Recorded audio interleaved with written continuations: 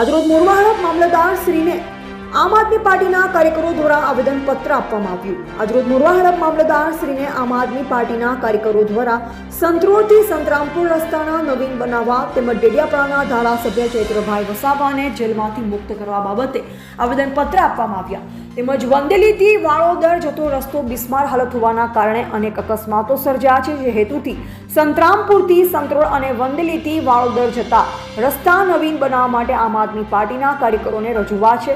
તેમનું કહેવું છે કે ત્રણ વાર ગ્રાન્ટ મંજૂર થઈ છતાં હજુ પણ રસ્તાનું કામ ચાલુ નહીં થતા તે ગ્રાન્ટો મંજૂર થાય છે તો ક્યાં જાય છે તેવી લોક માંગણી ઉઠી છે. રિપોર્ટર આશીષ આર ભાભોર, મોરવા હડપ.